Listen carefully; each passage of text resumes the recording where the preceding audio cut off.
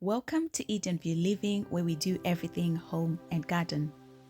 I want to welcome all our new subscribers. I hope you feel comfortable here and that this channel is going to be an inspiration for you.